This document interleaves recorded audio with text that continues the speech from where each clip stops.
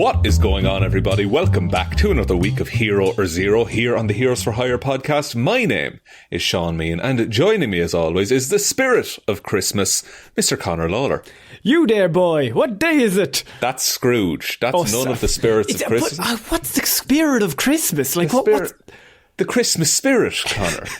Was I meant to come in ho-ho-ho? Yeah, a ho-ho-ho would have been better than Scrooge. Sorry. Jesus. Come on. Do it again. Let's improv again. Okay. Here is someone who's going to tell you what Hero or Zero is, Mr. Conor Lawler.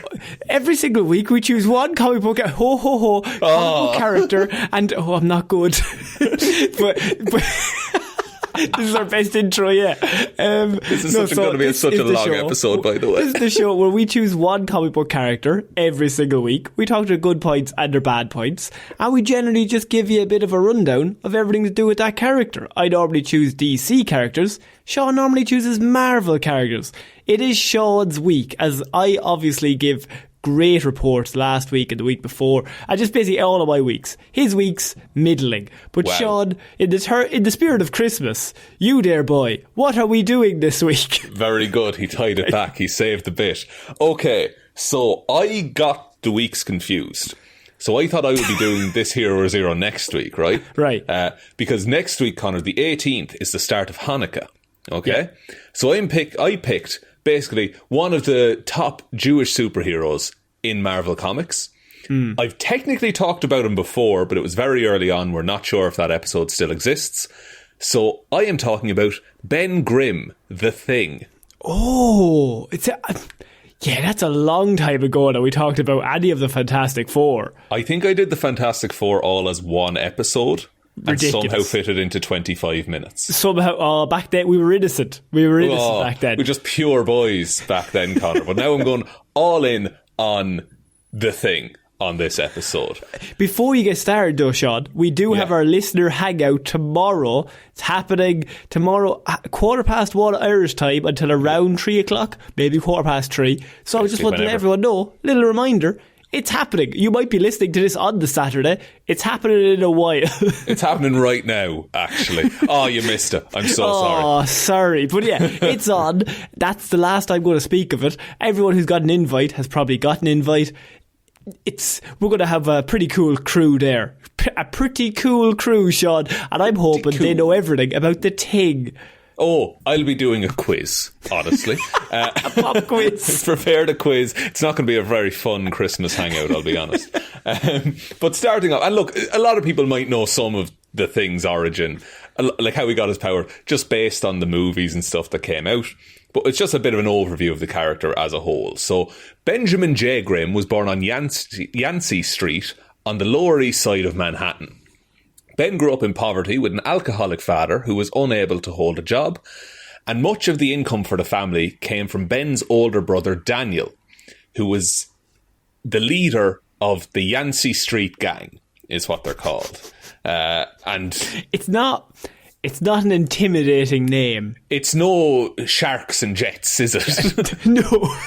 Also, through this whole thing, I will be imagining Michael Chiklis, just to let you know, but please continue. The best man to ever. The 2005 The Thing, Michael Chiklis. Absolutely. So Daniel was leader of a gang. He got money illegally doing gang activities, but he used it to provide for his family and his little brother. Well, how do we judge him? How do we judge him? It's tough. He's neither a hero nor a zero, Conor. So Grimm, who is Ben Grimm idolised his brother, and he became embittered against the world when Daniel was killed in a battle between rival gangs. He was stabbed.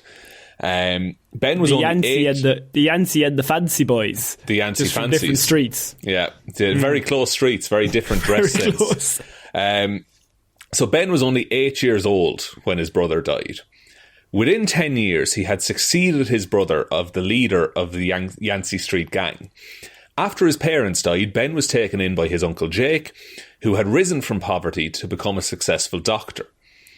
At first, Ben resisted his uncle's kindness towards him, but eventually he came to return the love. He left his life with the gang behind, he entered high school, where he found a love of football and soon became like the star quarterback of the high school.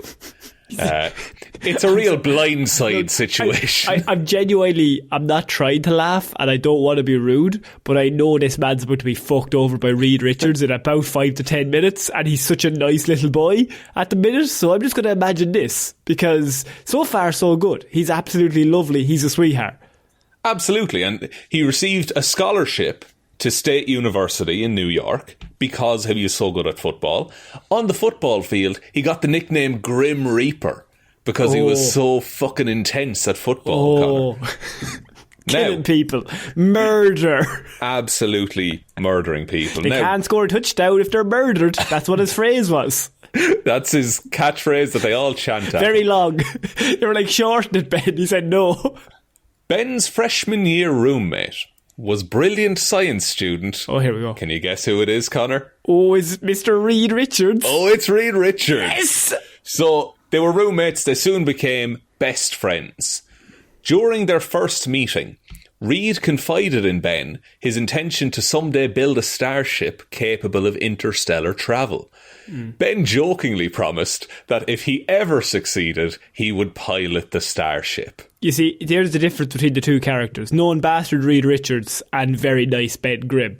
So Reed Richards says, by the way, Shaun is drinking a Guinness as he does this report. I just let everyone know. I am having a Guinness. I'm going out after this, so I'm having a Guinness. It's the most cliche thing I've ever seen in my life. I'm eating a big bag of russet potatoes as we record this. The ham and cabbage is on, lads. It's ready to go. But Ben Grimm, right? Say Ben Grimm turns to Reed Richards. He says, I have an idea. I'd like to build a spaceship. Reed Richards looks at him and says, you're a fucking moron, Ben. You will never do that.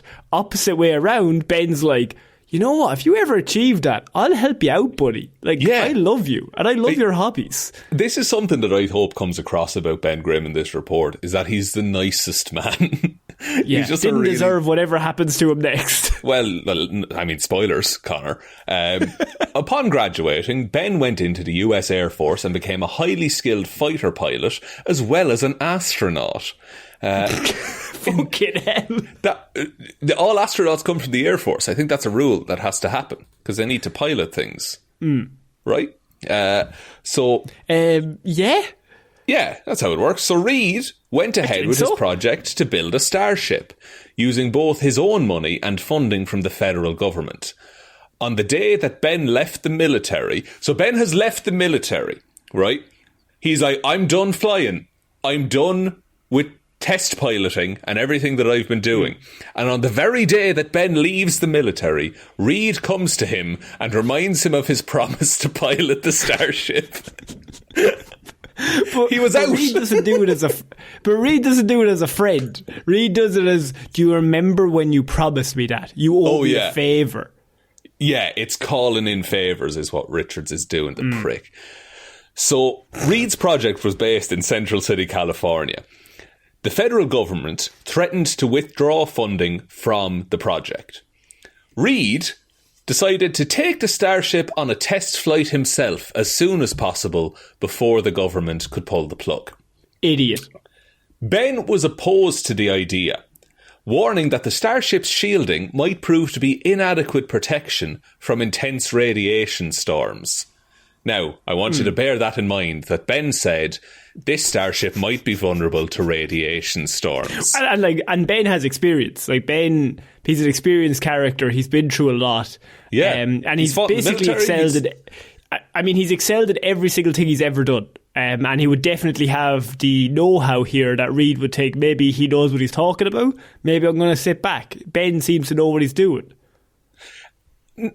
Ben was persuaded to serve as the pilot. And Reed's future wife, Sue Storm, and her teenage brother, Johnny Storm, insisted on accompanying Reed as passengers. Yeah. The four friends snuck into the starship and launched it, Connor. Also, notice how Reed put Ben as the driver, because he's like, he'll be the first killed if we hit anything. If we hit an asteroid, Ben will take the hit I'm first. Way at the back. Way at the back. So they intended to travel through hyperspace to another solar system and back. However, when the ship passed through a cosmic radiation storm... Oh no. They were met with unexpected intensity, Connor. Since the ship was not designed to shield against such levels of radiation, the cabin interior was subject to intense cosmic ray bombardment, which irradiated the 4 passengers and wrought havoc on the ship's controls. Okay.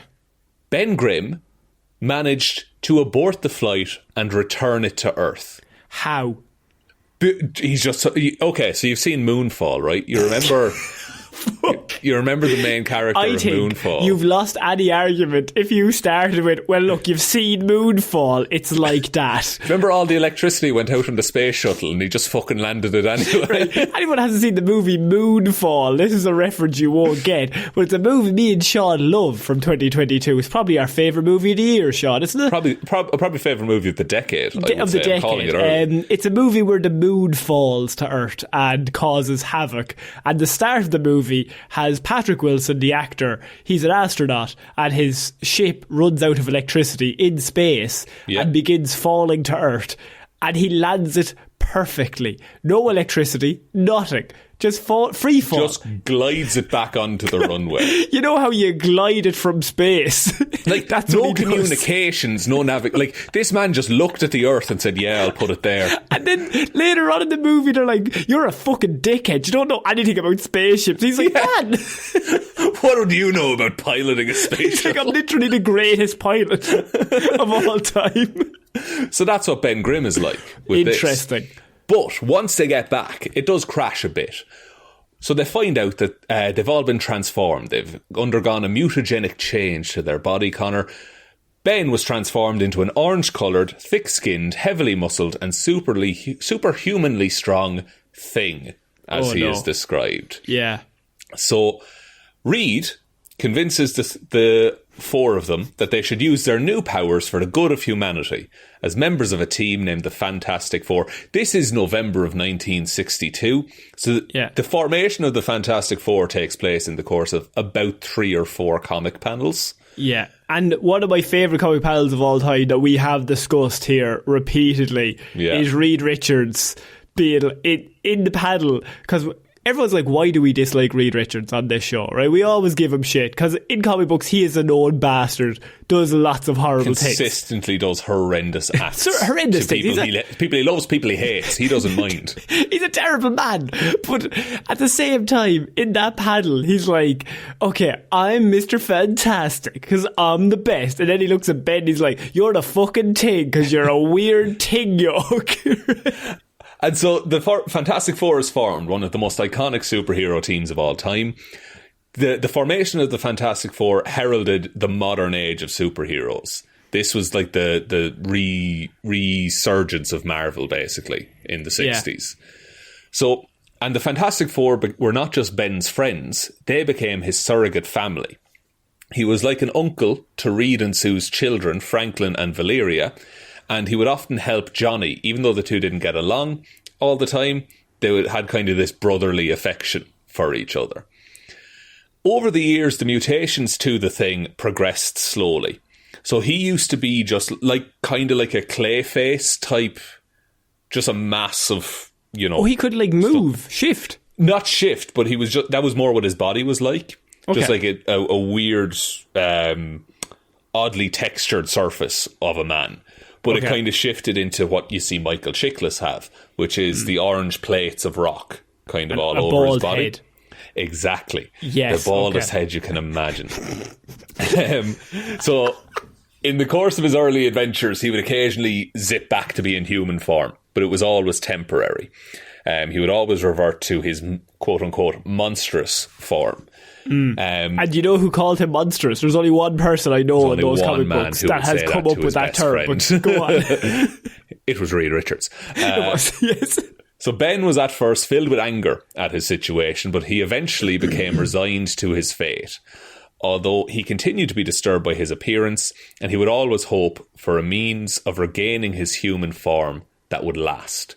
So even though he's a superhero, even though he is at the, one of the most famous people on the planet, he just wants to look like a regular man. And I think that's why he's such a loved character, because no matter how amazing he is, he's I'm not comfortable like this. I would much prefer to give it all up and just become a regular person Yeah. That have to walk around like this with superpowers.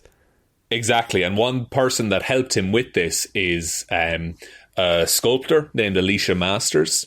So Alicia is Ben's girlfriend, eventual wife, and Alicia is a blind sculptor. And she loves Ben for who Ben is, basically. Her stepfather is the puppet master, who can control people by making little clay puppets of them. But you know they only did that because of the great comic book front page you could have, where it's like, Alicia, the puppet master's your father? And it's all capital letters and everyone's looking shocked. Yeah. I think there's one where the Fantastic Four hide in some clay, pretending to be statues, and then they bust out and they're real. Oh, that's good. Reed Richards eventually discovered that Ben had reached a state in where he could transform from his thing form to human form at will. However, Ben feared that Alicia would only love him as the thing, and she had never known him before the initial transformation. Hence, Ben suffered from a subconscious mental block that prevented him from becoming human. You know what? That is such a cool idea as a character. That like he wants to change back, but then he's also like, but if I change back, am I the person that she fell in love with anymore? Like, am I me? Yeah, I've gone through all of this stuff as this thing, this rock monster. What if I just change back to Ben? Who am I? And genuinely, that like as a character, it just shows how nice he is. Like he's like, oh well, I'm in love with her, and I just want to make her feel comfortable. I don't want like anything to happen to our relationship. Like her happiness is more important than like me becoming a human for a day and then her thinking I don't really like him anymore. Exactly, but this is all subconscious. So Ben doesn't consciously think any of this. Reed Richards figures this out and elects not to tell Ben. Well, of course, Reed. Why would he tell him? Sure, that would make emotional sense. Maybe it might help him grow as a human being. Maybe get over some of his issues. Reed more of a human being, really, wouldn't it? Well, there's a situation there where Reed can help someone develop emotionally as a person, and Reed's going to always go against that because, you know, shits and giggles. Exactly. So later, basically Ben caused some damage in a fight to a local grocery store. And the grocery store was on Yancey Street, where he grew up. So what Ben did was he decided he would go work in the store and like help out around the place and basically make amends that way. He couldn't just pay to fix the store. He needed to actually do right by this man. He's too nice. He's too nice. He is too nice. So after he had repaid his debt in work, Ben and the grocery store clerk parted ways as friends. Ben was exhausted and took a nap on the bus stop at Yancey Street, waiting to go home. During this time, the Yancey Street gang sprayed his body with graffiti. Ben was reminded why he rarely visited Yancey Street anymore. Bastards. Okay? Now, sometime later, the owner of the store where Ben had worked talked to the rabbis of the synagogue and asked if Ben had an interest in his bar mitzvah because he had been the thing for 13 years. Oh. So they were like, we can make an exception. We can do a bar mitzvah now because you've lived as this for 13 years. Time to become a man in the Jewish faith, pretty much. Ben accepted and he began to study, as you do for a bar mitzvah. And he invited superheroes from the Avengers, X-Men, Spider-Man, the Defenders, the Great Lakes Avengers, the X-Men. Invited them all to the ceremony to celebrate. I think, look, we're all thinking the same thing, but Ben's a cutie patooey. Ben is the sweetest man alive. He's a cutie patooey. That's all I'm going to say on the matter, okay? Do you want to know something else? Is that there is another very famous Jewish superhero, that is Moon Knight. Of course. Ben sends Moon Knight a Hanukkah card every year. Of course he does. Of course he does. He's the nicest man. Now, Reed Richards had given Ben stock in, all of the industries and various pies that he has his finger in.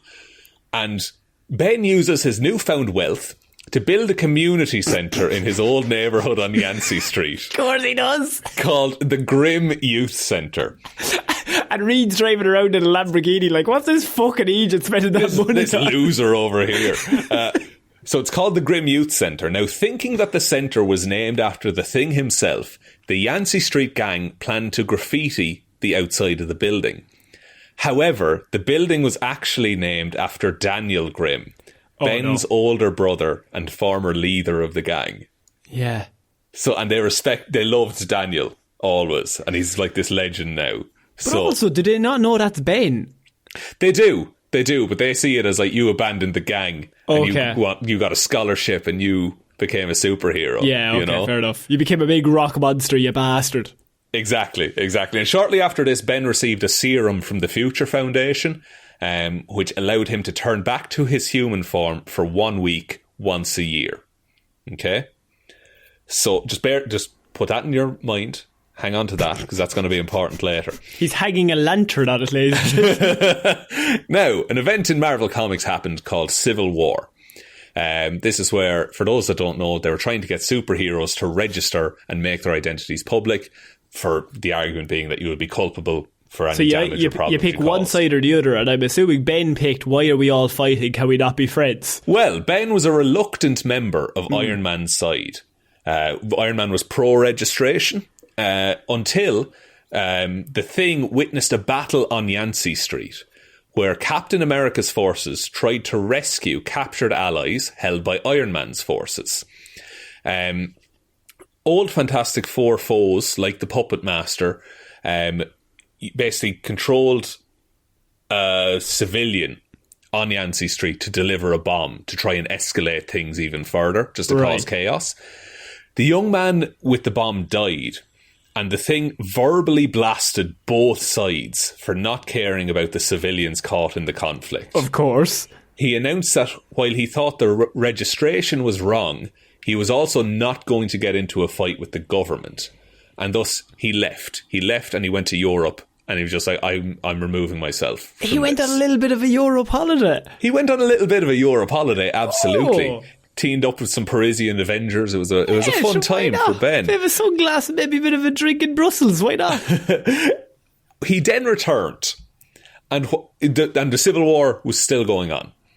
And while both sides of the Superhuman Registrations Act battled in the city, Ben ignored either side that got in his way and protected civilians from harm the entire time. Oh my God. It's actually... it's like... But he's also like... He's so nice, but also it's kind of the bare minimum you would expect from a superhero. But it's just that he always reacts in the nicest way possible. Yeah. No matter what the situation is. Spider-Man, lovely man, but he's involved in Civil War. He's right in the fucking middle of it.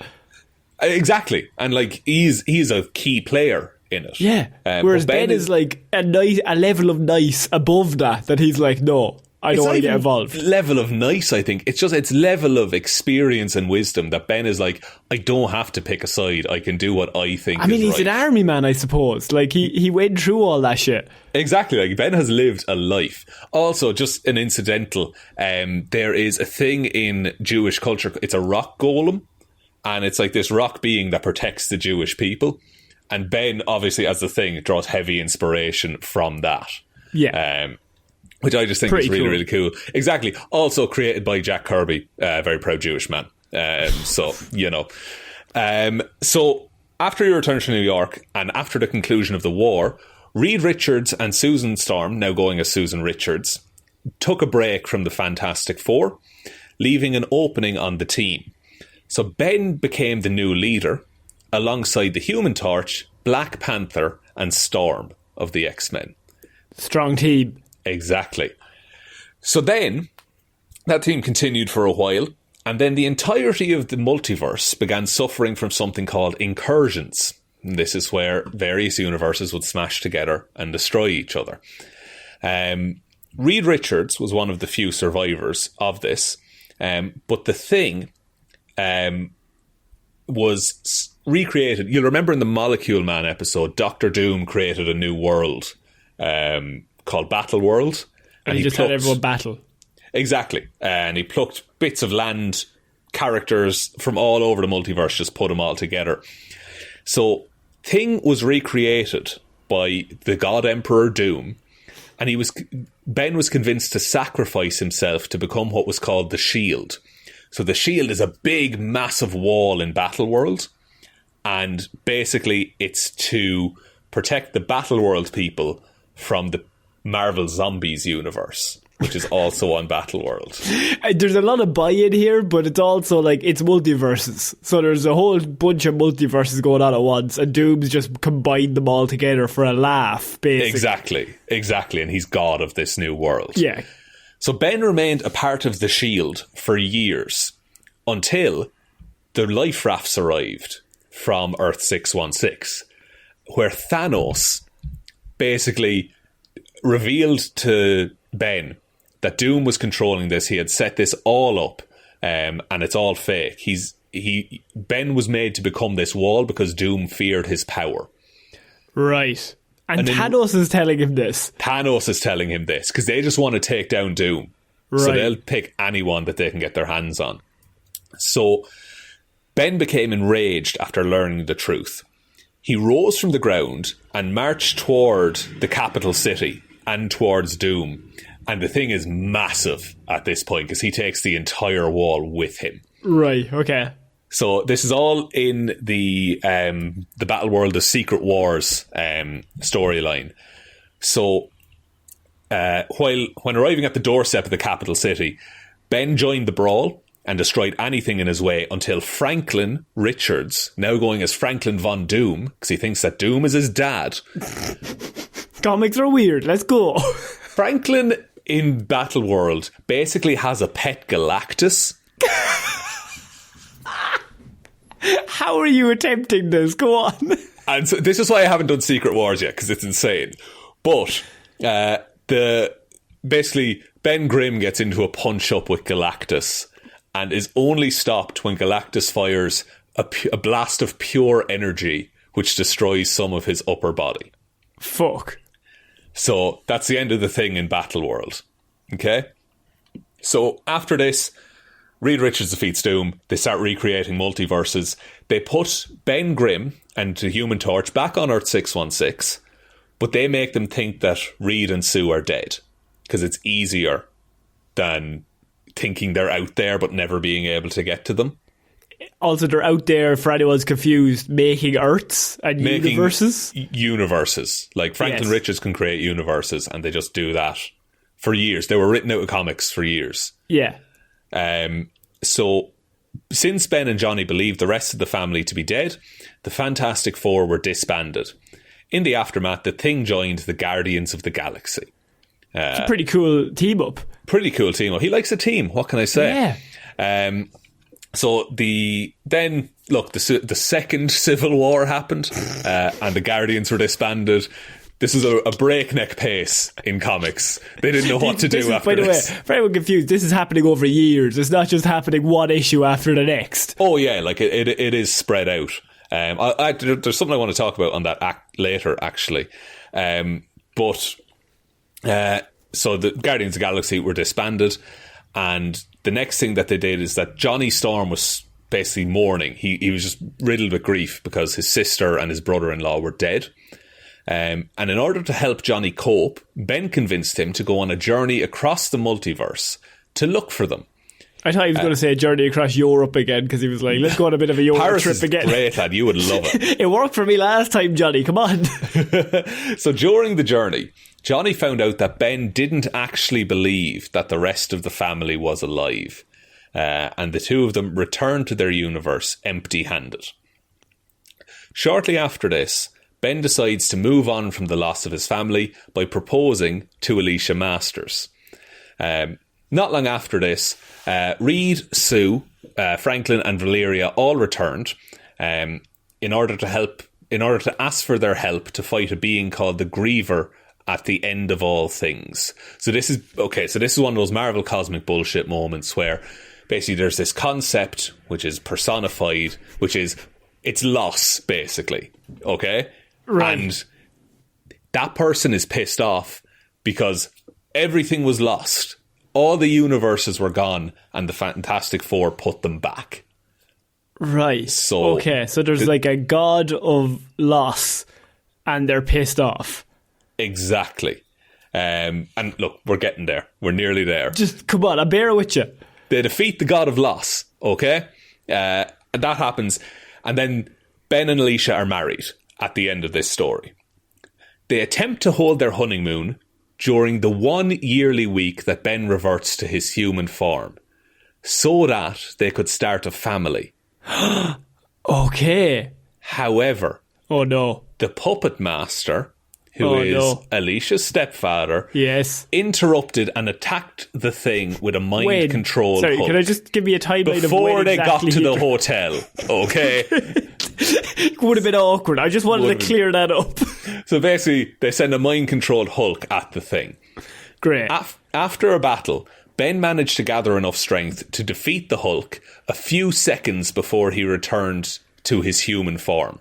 So he's just about to go back to human, and he swings a punch at the Hulk. Okay, the Hulk is knocked out, but Ben's arm is broken in the process, and he loses consciousness for the entire week. Fuck off.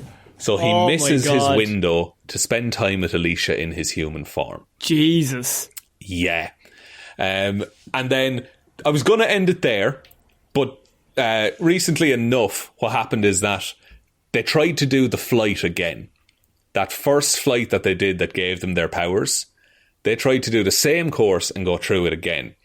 And that's when they found out that there was a group called the Unparalleled who basically had set up that cosmic radiation on purpose so that no one would come and interfere with them.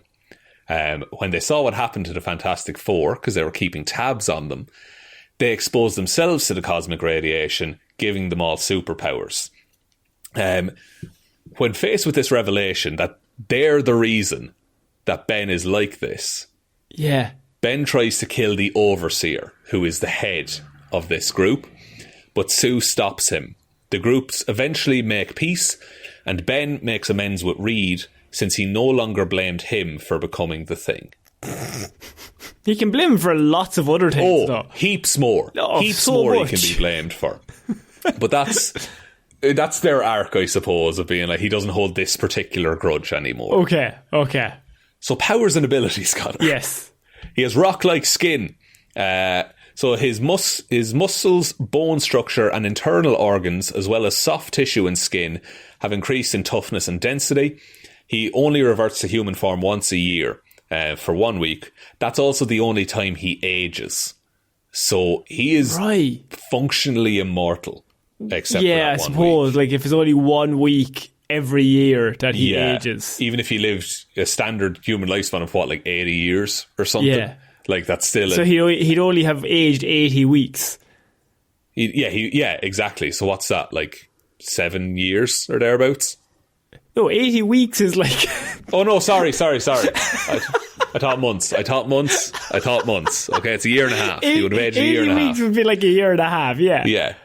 He's also superhumanly strong. His strength has increased over the years. So he started out as a class 5. He's now rated around a class 100. Those classes are based off of who they defeat. That's how they work out what they are. He's also done, he's carried a building weighing around 30,000 tons.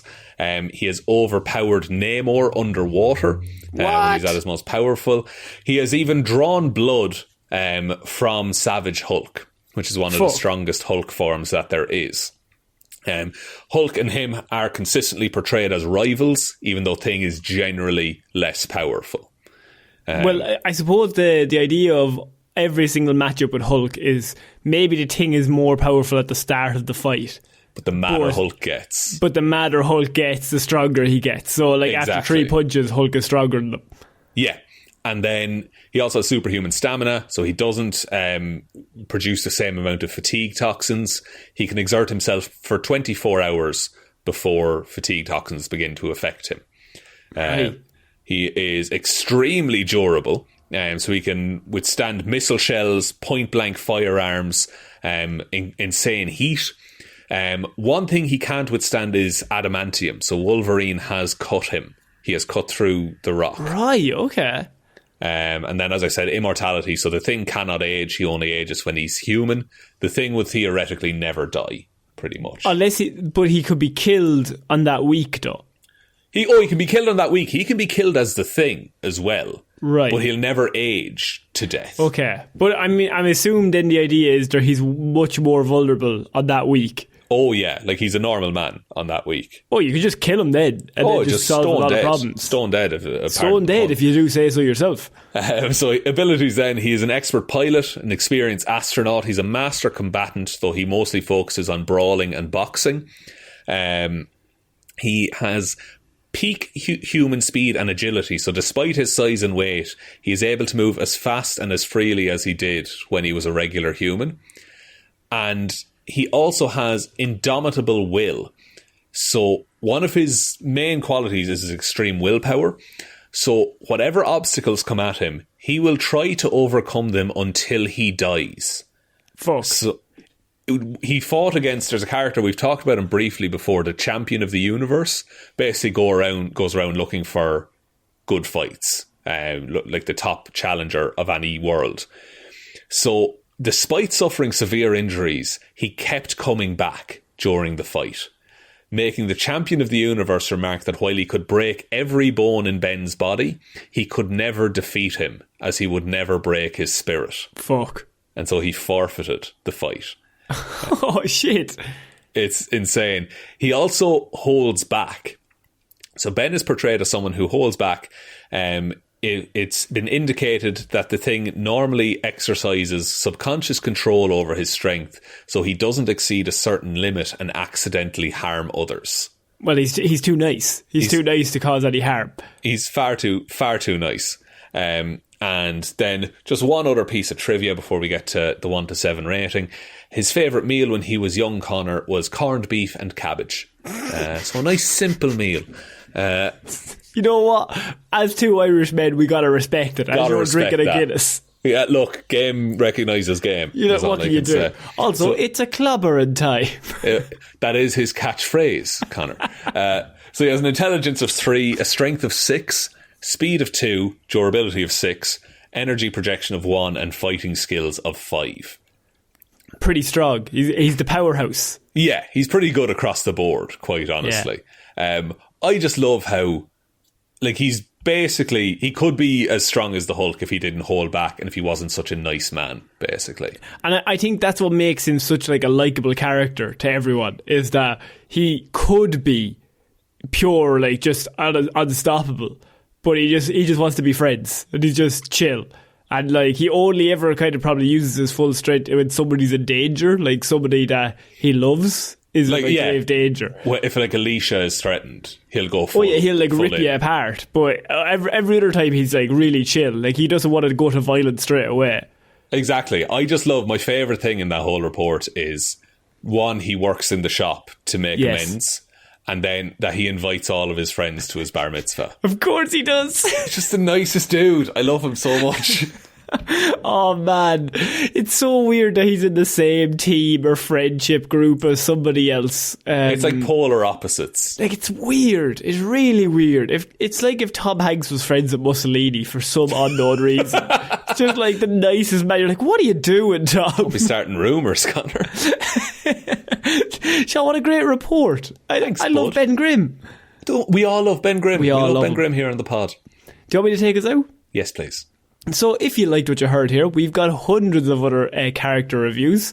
Shaun's last review for Marvel was The Orb. It was one of my faves. I'd go recommend and check it out. I think my last review was Wonder Man. Oh, it was, sorry. The Orb was 2 weeks ago, wasn't it? Yeah, but look, I'm glad it's made an impression. Well, the Orb still stands out as the worst character we've ever covered. You can go back and listen to any of those episodes on all your podcast platforms. You can follow us on Twitter at Heroes for Hire Pod. The 4 is the number 4. Facebook is Detective Divman's discussion group. Instagram is Heroes for Hire Podcast. We also have the listener hangout on tomorrow, so if you are around and you're around on Saturday, I don't know what the time zone is going to be like from around the world. We have people signed in at 3 o'clock in the morning and also 1 o'clock